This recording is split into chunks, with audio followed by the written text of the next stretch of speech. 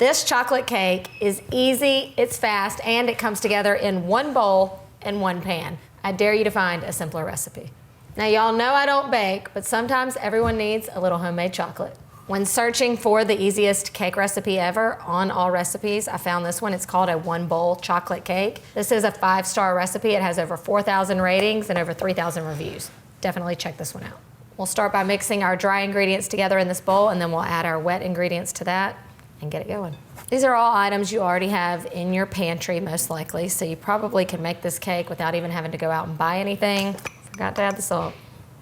All right, now for the wet ingredients, you can dump them straight in. Since I'm already measuring them out, I like to mix them together in the measuring cup and then pour them in. No fancy big stand mixer required for this recipe, just a good old whisk. And then we're gonna whisk in a cup of boiling water. Your batter's gonna be really thin, that's okay, it will all work out. Another great thing I love about this recipe is that you don't even need those little round cake pans. We're still gonna layer it if you want, and it's still gonna look like what you would get at the grocery store for about like a fraction of the price. So I like to have a rimmed baking sheet. This is a half sheet pan, ready to go, lined with parchment and sprayed with cooking spray for extra insurance. It goes into a 350-degree oven for 15 minutes. Come on, y'all, you can bake this faster than you can order one. Voila, cake. Now you have some decisions to make. You can serve this up in a sheet cake style. This makes it really easy to serve at a party, but if you want to make that fancy grocery store style cake with some layers, I'm gonna show you how to do that. Either way, you're gonna let it cool in the pan for about 5 to 10 minutes, then we're going to flip it out if we're gonna layer it, or you can just leave it right here in the pan to make it even easier. I'm also going to make a homemade frosting, not the store-bought stuff, even though you know I've used that in the past. Now, I have said before that even if you used a box cake mix, homemade frosting does make the difference. You can tell a difference in the taste of what comes out of that canister and the homemade version. You can do this whole thing by hand if you want. I'm a little bit lazy for that. So I am gonna break out the hand mixer, but everyone has one of these, right?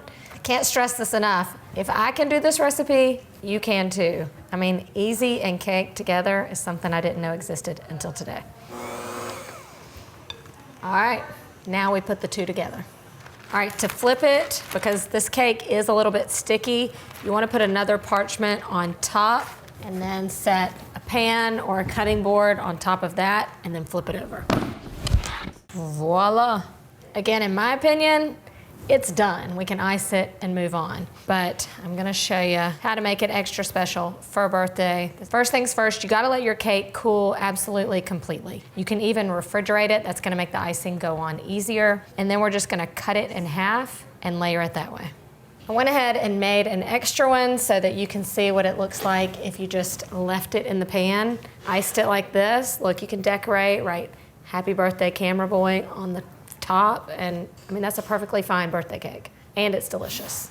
But I'm gonna show you how to make the layered, old school birthday cake. All right, so I've got half of it on my serving platter. I'm going to, just like Mama used to teach, tuck some parchment or wax paper along the edges so that we can remove them afterwards and we don't get our platter all messy.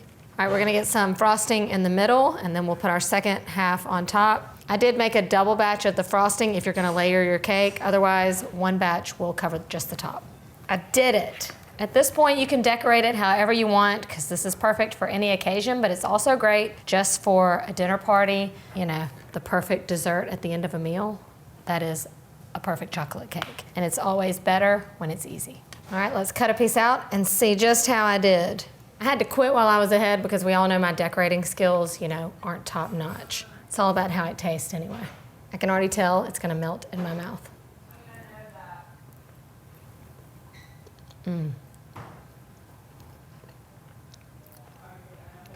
Oh man, I'm telling you, it is so rich and chocolatey. It is so good, it's perfect. Calling all chocoholics, you have to make this cake, and we barely have any dishes to do. I promise, when it comes to baking the easiest cake ever, you can cook that. Thanks for watching. I'm here teaching you can cook that twice a week, so be sure you're subscribed so you never miss a thing. And we barely have any dishes to do.